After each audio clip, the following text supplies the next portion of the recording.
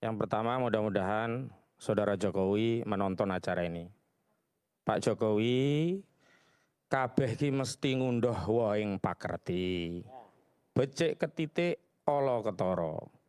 Hemat saya Pak, contohlah Pak Kasmujo yang beliau dengan jujur telah mengatakan apa yang beliau ketahui, lihat dan alami sendiri. Dan kalau panjenengan benar-benar ingin menolong Pak Kasmujo, menolong UGM, bahkan menolong orang yang ada di sini, menolong seluruh rakyat Indonesia, gampang Pak Jokowi, tunjukkan saja ijazah aslinya, selesai. Mohon maaf, saya mau klarifikasi. Permintaan ini bukan baru-baru kali ini. Saya menangani Bambang Trimulyono sejak 2022. Dan permintaan itu juga yang diminta oleh Bambang Trimulyono.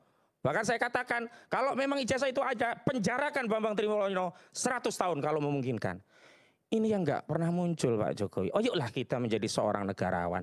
Kita selamatkan Mas Sandi, selamatkan Pak Roy Suryo, selamatkan institusi Polri kita.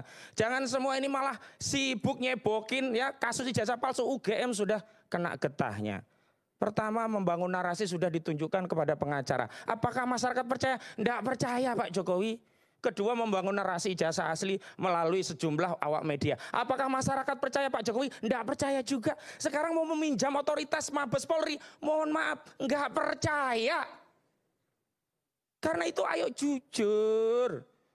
Jujur tunjukkan saja. Janganlah anak bangsa 250 juta ini dipersulit untuk urusan yang remeh-temeh. Benar, urusan ini memang sederhana.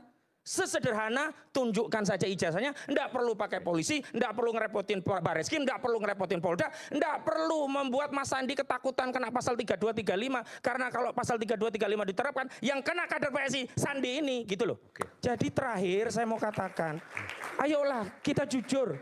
Hari ini di forum ini lihatlah Pak Jokowi, anak bangsa yang punya intelektual dipermalukan melalui forum ini. Hanya apa? Demi membela masalah ini. Anak bangsa yang hari ini bisa bahu-membahu membangun negeri ini diadu domba hanya gara-gara ijazah yang kekeh. Memang tidak ada kewajiban hukum, tapi ada kewajiban yang lebih tinggi dari itu. Kewajiban moral, kewajiban sebagai bapak bangsa, kewajiban sebagai seorang negarawan, kewajiban untuk melerai anak bangsa. Sudahi perdebatan ini. Tapi kalau itu tidak dilakukan, lalu apakah kami harus percaya pada institusi yang beberapa kali kalau menangani kasus aktivis selalu berujung kriminalisasi? Berapa deret ya kawan-kawan kami mengkritik ujungnya dipidana? Berapa banyak ulama-ulama kiri di era saudara Joko Widodo masuk penjara hanya karena dakwah amar ma'ruf nahi mungkar?